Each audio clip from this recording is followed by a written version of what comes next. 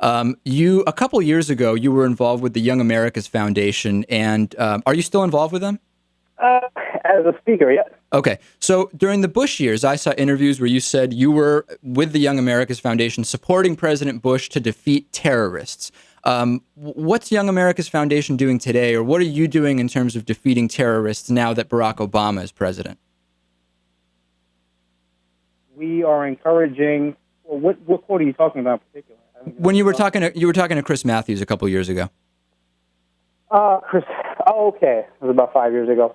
Yeah, the question was, do we support the policies to fight the war on terror? And the answer was absolutely. And you agree? I am guessing you also support Barack Obama in sending the 30 additional thousand troops to Afghanistan.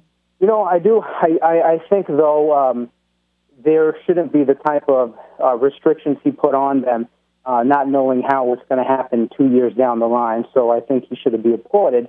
But he shouldn't have the type of restrictions he did. You just can't, you can't micromanage a war like he's trying to do. So I don't think, and I also encourage actually in Obama Zombies for him to get liberals to sign up for the military. It's pathetic, their percentage. Only 8% of the U.S. military describes themselves as liberal. 8%. So whereas you have a plurality, close to 45%, who describe themselves as conservative. So if there's an ideological gap in the military, we should encourage young liberals to come and support this president and his policies. Well, so how come you didn't join the military if you supported the war?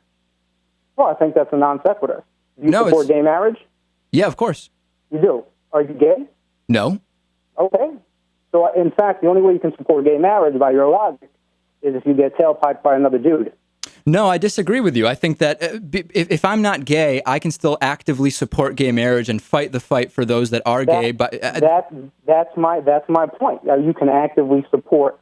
In fact, by your definition, Barack Obama can't lead troops into Afghanistan because he has no military experience. I disagree, Jason. The difference is that when you're talking about that we don't have enough people, there's not enough liberals supporting the war. I'm not saying that. Do you disagree with that? No, I don't disagree. There's something disconcerting that only 8% of liberals or 8% of the military men describe themselves as liberal. Don't you think that's not at all? Really?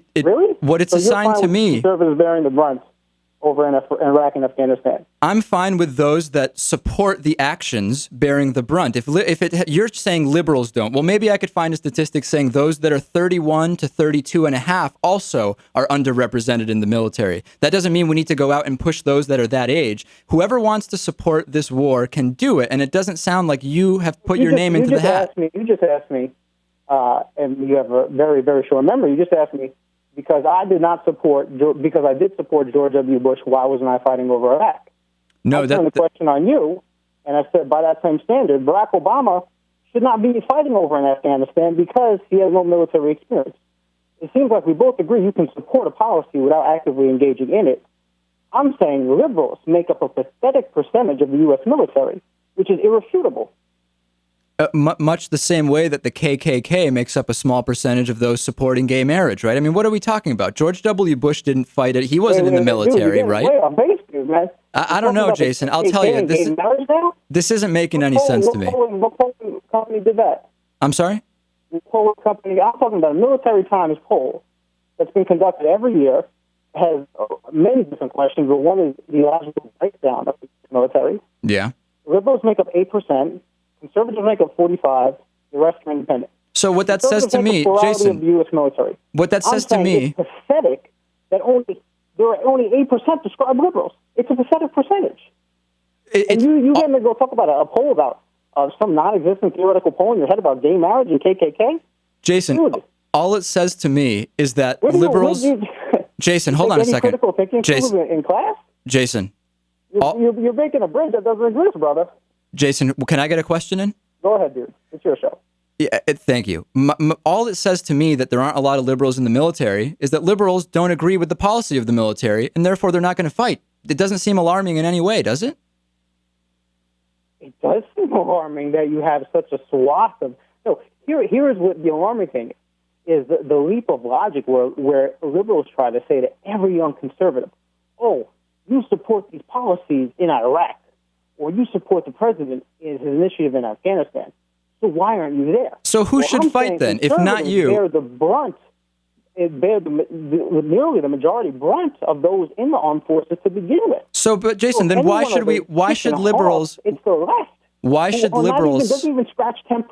Why should liberals bear the brunt when you support the policy? If you shouldn't fight, who should? Why liberals? They don't support the policy. You do. No, they did. Actually, liberals do. Don't forget that during the did you forget the campaign? The entire 2008 campaign, every single liberal candidate, except for Dennis Kucinich, pretty much, the three viable ones said, "Oh, we're in Iraq. Iraq is the wrong war. We have to be in Afghanistan." Everyone agreed. Did you agree with that at the time? No, of course not. You didn't. Okay, well, all three of your major candidates and your base all agreed. That was the narrative during the 2008 campaign. Hey, I'm not a Democrat. I'm an independent. Afghanistan good. And yet now we're in Afghanistan, and you don't see any liberals signing up to go fight in Afghanistan.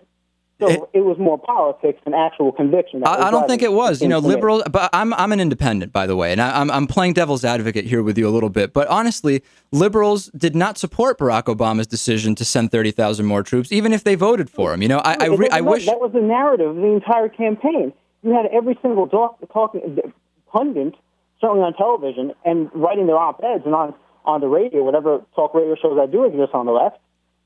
Saying that Afghanistan was the right war, that we needed to beef up support in Afghanistan, that George W. Bush dropped the ball in Afghanistan. And I'm saying, okay, if the left really thinks that, then maybe they should increase the share of the military percentage from the pathetic and paltry 8%. And I don't know, maybe try to get it in somewhere in the 20% range.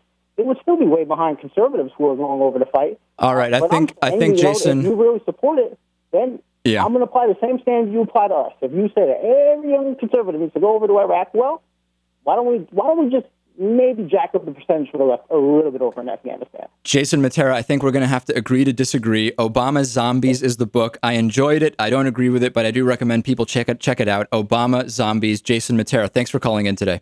I do appreciate it. Take care. Take care. Wow. Okay. I think, Lewis, do we need to break? We are going to break. We'll be back. Things getting heated there. Hopefully, we got something squared away. It's always much quicker when we both talk at the same time, though. That I've noticed.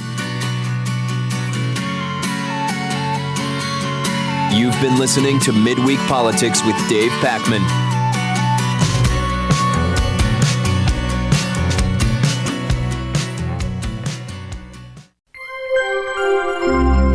Midweek Politics is brought to you in part by Jackson & Connor, classically modern men's apparel in Northampton, Massachusetts on the second floor of Thorne's Marketplace, and by DIF Design, specializing in custom business websites at difdesign.com. To find out more about underwriting Midweek Politics, visit midweekpolitics.com.